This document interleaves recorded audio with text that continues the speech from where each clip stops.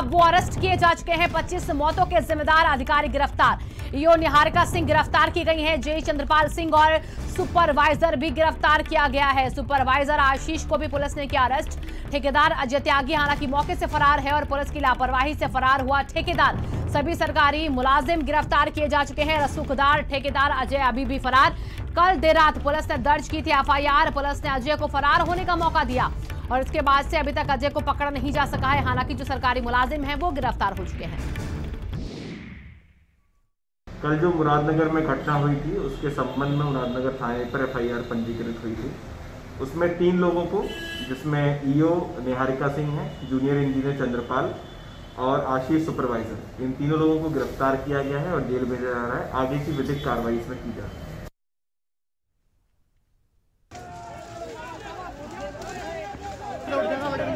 और हमारे साथ 2 संवाददाता जुड़ चुके हैं। लोकेश हमारे साथ गाजियाबाद से जुड़े हैं, सिमाब हमारे साथ लखनऊ से जुड़े हैं। सबसे पहले चलेंगे लोकेश के पास। लोकेश, यहां पर गिरफ्तारी हो चुकी है, जांच कैसे आगे बढ़ती दिख रही है आपको इस पूरे केस में? देखिए, जिस तरीके की धाराएं लगाई गई हैं शिवांगी, वो गैर इरादतन हत्या की धाराएं हैं। हालांकि इस मामले में ये जो जानकार हैं कानून के, वो मान रहे हैं कि आगे चल के सभी को बिल मिल जाएगी इस पूरे मामले में। लेकिन सबसे अहम बात ये है कि जो एफआईआर दर्ज की गई वो 4 लोगों के खिलाफ नामजद की गई। उसमें से 3 सरकारी मुलाजिम, जो सरकारी मुलाजिम हैं, उन सभी लोगों को गिरफ्तार किया जा चुका है। जो ठेकेदार है वो रसूख के बल पर और पुलिस की लापरवाही के चलते अभी फरार है।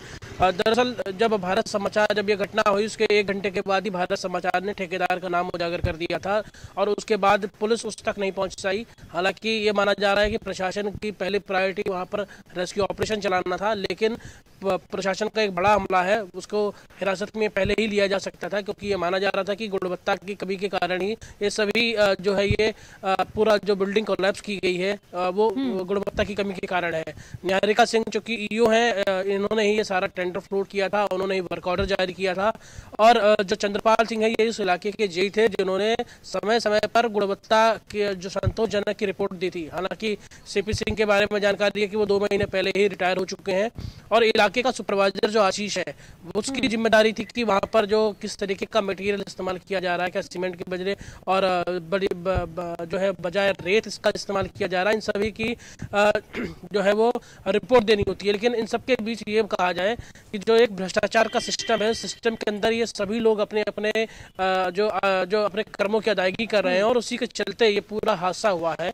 जो 55 लाख रुपए के इस जो टेंडर को दिया गया था उसमें से 40 लाख की पेमेंट की जा चुकी है और अभी भी काम पूरा नहीं था। और प्रगति की जो रिपोर्ट है वो काम जो है प्रगतिशील दिखाया जा रहा था। तो हैरानी इस बात की है कि आखिर जब काम प्रगति पे था तो 75% पेमेंट दे ही क्यों दी गई, इसका मतलब ये साफ था। और जो स्थानीय लोग हैं, जो जानकार हैं, उनका ये भी मानना है कि इस मामले में जो कि अध्यक्ष है नगर पालिका परिषद के, जो कि बीजेपी के एक नेता भी हैं, उनके खिलाफ भी ये मामला बनना चाहिए था, क्योंकि भ्रष्टाचार की रकम की कमाई उनके हिस्से भी जाती है। तो ऐसे में उनका नाम नहीं लिखा गया है, केवल सरकारी मुलाजिमों पर और ठेकेदार पर ही इस पूरे घटनाक्रम का ठीकरा फोड़ा गया है। बिल्कुल योगेश्वर, देखिए यहाँ पर इसीलिए इंतजार लोगों को उन लोगों की गिरफ्तारी का भी है जो इसमें दोषी है, लेकिन उनके नाम उजागर नहीं किए जा रहे हैं। सीमा, देखिए यहाँ पर जैसा कि लोकेश ने बताया कि नगर पालिका का जो अध्यक्ष है वो भी इसमें कहीं ना कहीं दोषी है, तो क्या अब सरकार उसके खिलाफ भी एक्शन लेने की तैयारी में है या फिर और लोगों के भी नाम सामने लाने की तैयारी में दिख रही है? देखिए, किसी भी दोषी को न बख्शने की बात सरकार की तरफ से पहले कही गई थी।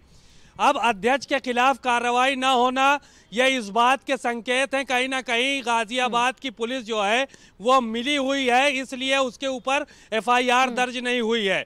उसके ऊपर भी एफआईआर दर्ज की जानी चाहिए, क्योंकि जितनी खराब गुणवत्ता से गैलरी बनाई गई थी उससे जाहिर है कि ईओ से लेकर और चेयरमैन तक सबको कमीशन पहुंचता है। इसीलिए इस हालात में जो है वो बनाई गई है बिल्डिंग और वो भरभरा कर गिर गई। अब ऐसी सूरत में देखने वाली बात यह है कि जो पुलिस के आला अधिकारी हैं वो कब चेयरमैन के खिलाफ एक्शन लेते हैं, उसका नाम एफआईआर में शामिल करते हैं या नहीं करते हैं। दूसरी सबसे बड़ी बात यह है कि ठेकेदार कैसे फरार हो गया, जब भारत समाचार लगातार मुहिम चला रहा है, 1 घंटे के बाद घटना के ठेकेदार के नाम का खुलासा हो गया, तो अभी तक गिरफ्तारी कैसे नहीं हुई? पुलिस कहीं ना कहीं लचर इस पूरे मामले में नजर आई और उसको फरार होने का मौका दिया गया। जब भी वो आज भी पुलिस की पकड़ से दूर है, पुलिस को एक्शन में आना होगा और इसमें जितने लोग भी सम्मिलित हैं, चाहे उनका 25 पैसे का योगदान हो, उनको सबको जेल होनी चाहिए। और अगर उन लोगों को जेल नहीं होती है तो ये माना जाएगा कि पुलिस की कहीं ना कहीं मिली भगत है और इन लोगों पर कार्रवाई होनी चाहिए, ताकि आगे वाले समय में जो भी लोग हों, ठेकेदार हैं या जो भी अधिकारी हैं, उनको इस बात का सबक मिले कि लोगों से जान का खिलवाड़ करने की कितनी बड़ा सजा जो है वो इन लोगों को मिलती है और इस तरह की गलती दोबारा न दोहराई जाए। शिवांगी, बिल्कुल सीमा, और देखिए इसलिए सवाल कि ठेकेदार कहाँ हैं और लोग कहाँ हैं जो यहाँ पर कहीं ना कहीं इस मामले से जुड़े हैं लेकिन सामने नहीं आ रहे हैं। लोकेश, ठेकेदार की गिरफ्तारी को लेकर क्या कह रही है पुलिस? क्योंकि पहले पुलिस की ही वजह से वो आराम से फरार हो चुका है। देखिए, पुलिस ने इस पूरे मामले में शिवांगी हिला हवाली बरती है। ठेकेदार का नाम सामने आ चुका था। स्थानीय सभी लोग जानते हैं कि उसका रसूख काफी बड़ा है। वो नगर निगम गाजियाबाद के साथ साथ नगर पालिकाओं में ठेका लेता है और जो नगर पालिकाओं के जो ठेकेदारों की एसोसिएशन है, ये उसका अध्यक्ष भी रह चुका है और गाजियाबाद के मोटा गाँव का रहने वाला है ये। अगर इसके आप प्रोफाइल को चेक करेंगे तो काफी बड़ा प्रोफाइल है और ये बात जानता था ये कि इसके खिलाफ कार्रवाई होनी है, क्योंकि अपनी बिल्डिंग के कोलैप्स होने पर एफआईआर होनी तय है। इसीलिए वजह से इसके बाद ये मौके से फरार हो गया। इसको कॉर्डन ऑफ करने के लिए कोई भी कोशिश नहीं की गई। हालांकि पुलिस का जरूर ये दावा है कि उनकी 4 टीमें लगाई गई हैं और 4 टीमें उसकी जल्द गिरफ्तारी करेंगी, क्योंकि कल हमने भी उसके फ़ोन नंबर्स पर जो है वो कॉन्टेक्ट करने की कोशिश की थी, लेकिन उसके सभी नंबर स्विच ऑफ जा रहे हैं। अपना फ़ोन को वो बंद करके फरार हुआ है। हालांकि परिवार के सदस्य की तरफ से भी कोई भी बयानात नहीं आए हैं, लेकिन पुलिस ने देर रात उसके घर पर दबिश भी दी है इस पूरे मामले में। जी लोकेश, और देखिए एक तरफ ये जो लोग अभी तक गिरफ्तार किए गए हैं, इन्होंने क्या कुछ कहा है पुलिस के सामने। सीमा, इसके बारे में कोई जानकारी आपके पास? देखिए, गिरफ्तारी हो गई है, जांच हो रही है और अब इन लोगों को जेल भेजा जाएगा, क्योंकि 304 जो धारा लगी हुई है वो गैर इरादतन हत्या की धारा है और इसमें जेल जाना होगा, भले बाद में जल्दी जमानत हो जाए। और इसके साथ साथ ऐसे अपराधियों के तह तक जाने के बाद इस बात को पता करना होगा कि कितना कमीशन इसमें खाया गया है, क्योंकि ठेकेदार की फरारी इस बात का साफ संकेत दे रही है कि इसमें मोटा कमीशन खाया गया है और वहां पर बिल्कुल घटिया गुणवत्ता से काम किया गया है। क्योंकि 2.5 महीने में बिल्डिंग का गिर जाना, इमारत का गिर जाना, इस बात के साफ संकेत हैं कि वहां सिर्फ बालू से उसको बना दिया गया, ना उसमें मोरम लगाई गई, ना सरिया लगाया गया, उसमें बस ऐसे ही ढांचा तैयार करके और खड़ा कर दिया गया। लोगों की जान को जोखिम में डाल दिया गया और 2 दर्जन से ज्यादा लोगों की जानें चली गईं। जब इस हादसे की खबर आई तो मुख्यमंत्री योगी आदित्यनाथ ने आनन फानन में निर्देश दिए गाजियाबाद के डीएम को और वहां के पुलिस के तमाम आला अधिकारियों को कि इस पूरे मामले की तह तक जांच हो और जो भी कार्रवाई यथासंभव हो वो की जाए, कड़ी से कड़ी कार्रवाई की जाए। 2-2 लाख रुपए मुआवजा दिया गया है मृतक के परिजनों को। अब लेकिन किस तरह की कड़ी कार्रवाई गाजियाबाद पुलिस करती है, ये देखने वाली बात होगी। एक बार लोकेश के पास चलते हैं। लोकेश, यहाँ पर जो 2 लोग अभी तक गिरफ्तार हुए हैं, क्या इन्होंने और भी अपने ऐसे कारनामे कबूले हैं अभी तक पुलिस के सामने, या फिर पुलिस अभी तक कुछ बताने के लिए तैयार नहीं है? क्योंकि बयान तो लिए गए होंगे ना, पूछताछ तो की गई होगी ना कि किस तरीके से इस पूरे खेल को खेला गया।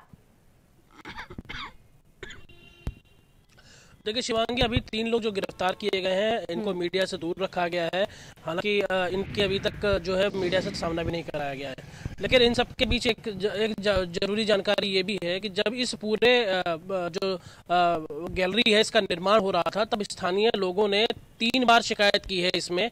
और जो हमारे संवाददाता हैं जो कल मौके पे पहुंचे थे, उनसे 3 बार शिकायत की गई है, जो कि चेयरमैन से और ईओ से की गई थी कि यहाँ पर गुणवत्ता का घटिया इस्तेमाल किया जा रहा है। लेकिन भ्रष्टाचार के, कमीशनखोरी के खेल में कोई भी इस सुनवाई को मानने को तैयार नहीं था और इसका यही जीता जागता सबूत रहा कि कल 25 लोगों की जान चली गई है और अभी भी तकरीबन 8 से 10 लोग अपनी जिंदगी और मौत से जूझ रहे हैं। आखिर इस भ्रष्टाचार के खेल में क्यों नहीं कार्रवाई इन लोगों के खिलाफ और पुख्ता तौर पर होनी चाहिए। लोगों में बहुत ही ज्यादा आक्रोश है क्योंकि 25 लोगों की मौत और खासकर उसी इलाके में रहने वाले जो लोग हैं वो लोग बार बार इस सवाल को खड़ा कर रहे हैं कि आखिर प्रशासन ने उस वक्त अगर सुनवाई की होती तो इन 25 जानों को बचाया जा सकता था।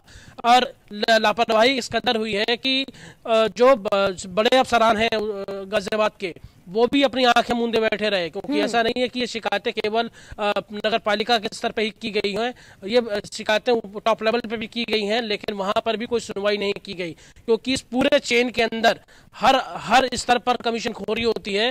और आंकड़ों के मुताबिक बता दें कि निगम हो या नगर पालिका हो वहां पर एक तो टेंडर 28 से 30% बिलो डाले जाते हैं और उसके बाद 18 से लेकर 22% तक जो है वो कमीशन खोरी का खेल चलता है। तो ऐसे में ठेकेदार गुणवत्ता बनाए तो कैसे, जब उसको काम लेना है और ठेकेदारी भी करनी है तो उसमें गुणवत्ता की जाएगी और अफसर पैसे के लालच जांच करने की जिनकी जिम्मेदारी है वो आंखें मूंद कर बैठे रहते हैं। लोकेश सिमाब और लोकेश, आप दोनों नजर बना के रखिएगा। बहुत बहुत शुक्रिया आपका फिलहाल तमाम जानकारियों के लिए। तो देखिए गाजियाबाद में इस हादसे में बड़ा अपडेट, ताजा अपडेट आपको बता देते हैं कि मरने वालों का आंकड़ा जो है वो बढ़ चुका है।